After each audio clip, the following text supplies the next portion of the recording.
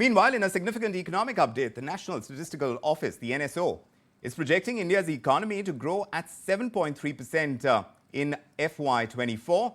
It is slightly higher from the previous year. And the real GDP is estimated to reach 171.79 lakh crore rupees, which reflects a growth of 7.3%. And the nominal GDP is expected to rise by 8.9%. So these optimistic figures align with the RBI's revised forecast as well. It indicates a positive momentum to India's economic trajectory. Let's find out more from my colleague Prakash Priyadarshi. He is walking us through the projections that are being made by the NSO. Prakash, how do they look?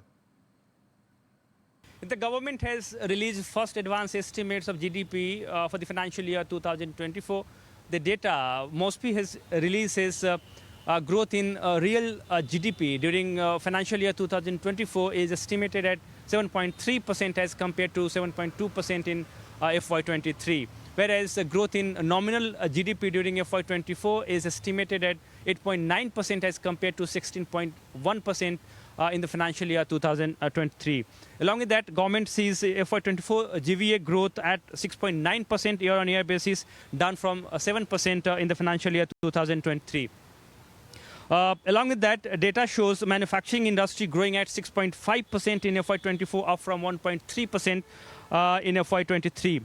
In addition to that, growth in hotels, trades, transport, communication estimated at 6.3% during financial year 2024 as compared to 14% in the financial year 2023. Moving ahead, growth in agriculture sector is pegged at 1.8% in FY24, which is down from 4% in the financial year 2023.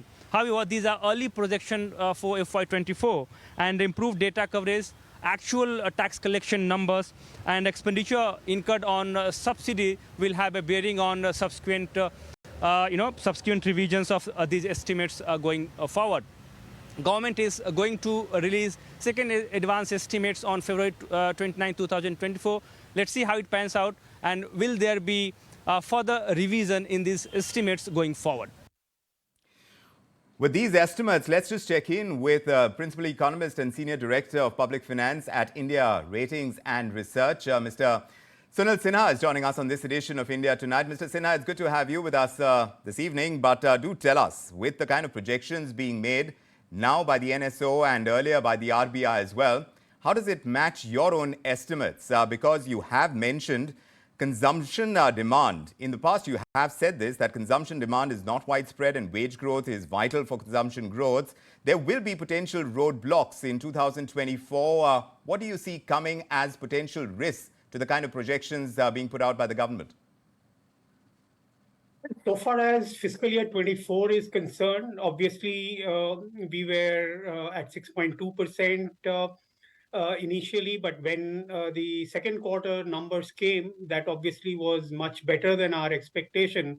So that simply indicated that the resilience in the economy is perhaps much more than what we were expecting. As a result, we thought that the momentum is much higher, and we revised it to 6.7%. But now today, when the NSO advanced estimate has pegged the FY24 number at 7.3%, it looks like that the kind of slowdown that we were expecting in the second half of the current fiscal probably would not pan out. So it will be much better. Nevertheless, the second half growth will be certainly lower than the first half because the average of first half works out to be somewhat close to 7.5%. But that said, the good part is that a manufacturing sector, which has been languishing, and the overall industrial sector, which has also not performed well, has done much better than anybody's expectation. So this is something which one has to look forward to. But as you pointed out, much of this growth also depends on how the consumption demand pans out over the years.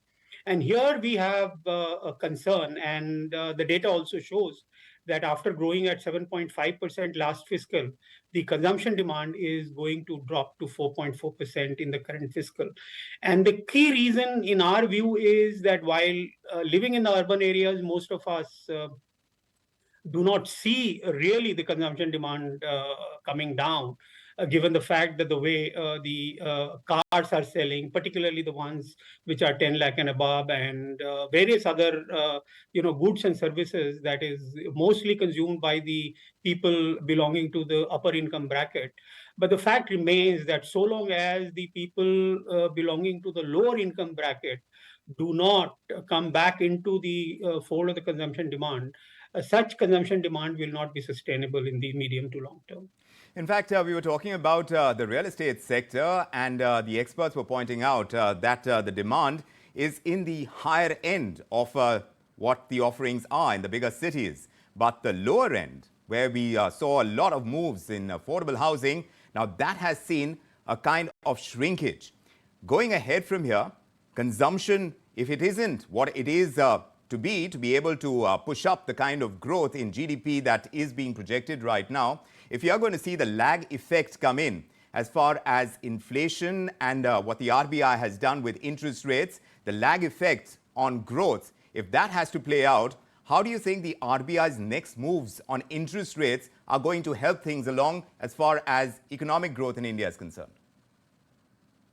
RBI has been indicating for quite some time that while inflation has come down from the peak, which was more than 7% so far as retail inflation is concerned, but the fact remains that it still hasn't fallen in a durable manner to close to 4%, which is the target. So RBI, in the past has looked at the inflation trajectory, and time and again the inflation trajectory has surprised not only RBI but most of us as well by defying the trend for some time and then again moving up. So at the current juncture, I guess the RBI is still not very certain that the inflation, which is trending down, will ultimately reach to a level of 4% and will remain around that level for a certain period of time. So long as that certainty does not come in, I don't think that RBI will really do anything so far as rates are concerned. So what we are expecting is a long pause on repo rate, which has been the case even now. Since February, it hasn't done anything so far as repo rate is concerned.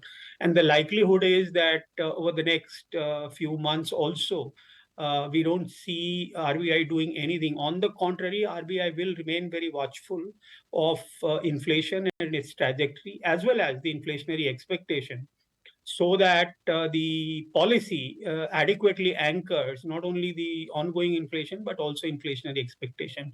So if things really work out well, as per RBI's projection, then at best, in the second half of fiscal year 25, one may see some possibility of a rate cut. So if the RBI stays put on interest rates for longer, like you are saying, than some would expect, then as far as leadership in sectors are concerned, which are the ones that are going to take up our GDP, the kind of resilience that you're talking about in the Indian economy? You did mention manufacturing, and it's a surprise that it is kind of pulling things along quite well.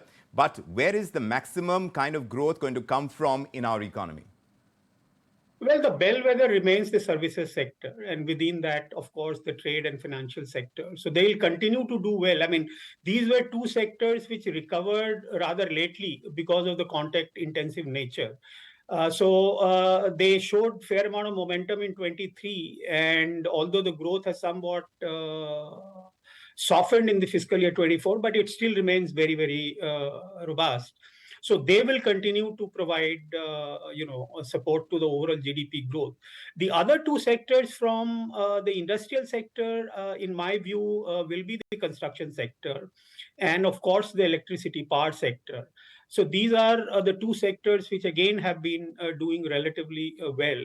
And as the power minister today said, that they are expecting the power demand to actually double by 2030.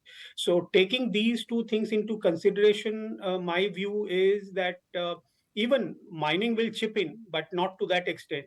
The construction and manufacturing sector, along with, I guess, the electricity sector, will provide the support so far as industrial segment is concerned. So that broadly will provide the necessary leg up for the GDP in fiscal year 25, in my view.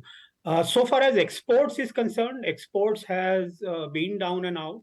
But again, the positive side of the exports is that the impact of global slowdown hasn't been so severe on the software exports. So they are still robust, and we are still witnessing surplus in the services account.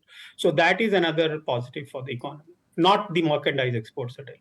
Fair enough. We have these moving pieces to consider, but the projections stand as they are, and whether there are further revisions remains to be seen. You had made a conservative estimate, but you are talking about the resilience of the Indian economy and the potential for further growth as well. And you're right in pointing out the electricity demand that is going up, and that's what the Union Minister has indicated in an exclusive conversation with ET Now as well. That's something that we are tracking very closely. Mr. Sinha, it's a pleasure having you with us on this edition of India Tonight. Thanks for that perspective.